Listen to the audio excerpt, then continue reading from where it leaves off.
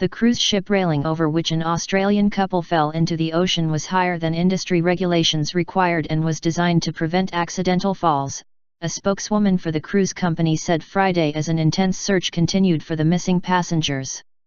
Paul Rossington, a 30-year-old paramedic, and his 26-year-old girlfriend Kristen Schroder, both from the town of Barraba in New South Wales state, were discovered missing Thursday morning after the Carnival Spirit docked at Sydney's Circular Quay at the end of a 10-day journey, New South Wales Police Superintendent Mark Hutchings said.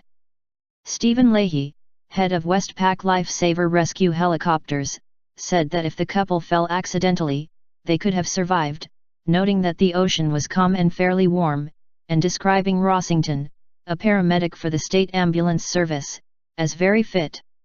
He has a very good understanding of survival techniques and his level of fitness will help him, Leahy told Australian Broadcasting Corp. He'll also be able to help his partner. The chances of two young people surviving are very, very good, and certainly from our perspective, we haven't given up hope.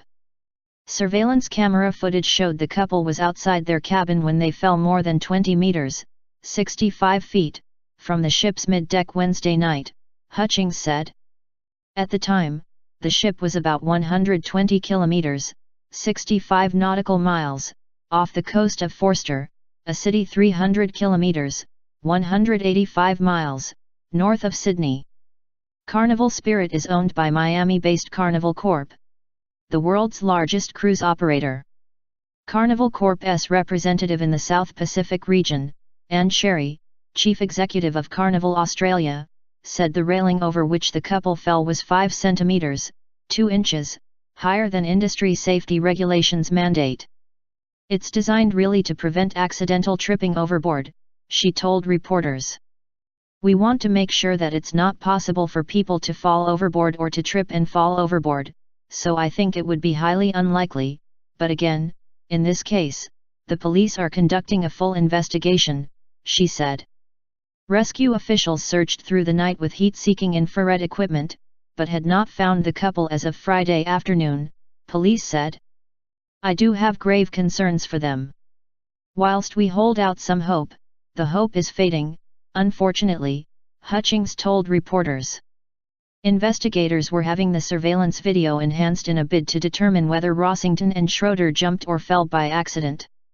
The video shows the pair went over the railing around the same time, with a brief pause between them, Hutchings said. It is not clear from the footage who went overboard first. Police were also questioning family, friends and passengers in a bid to find out what happened. The footage alone won't tell the whole story, Hutchings said. No life preservers were missing from the ship, Hutchings said. A missing life preserver might have indicated that one of the missing passengers had attempted a rescue.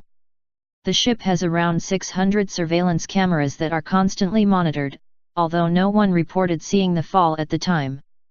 Sherry defended the level of monitoring of passengers aboard the ship that allowed the couple's fall to go unnoticed.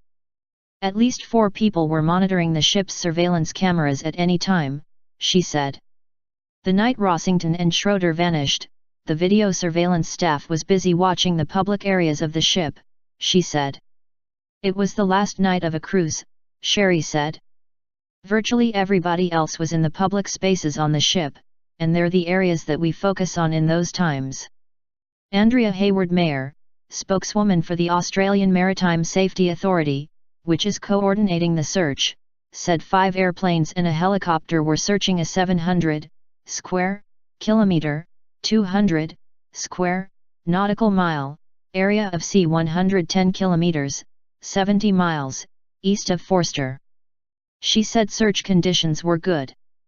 The couple and 7 of their family and friends were among 2,680 passengers on a South Pacific cruise. The ship's last stop was Mare Island in New Caledonia, which it left on Monday, bound for Sydney. The emergency is the latest high-profile problem for Carnival Corp.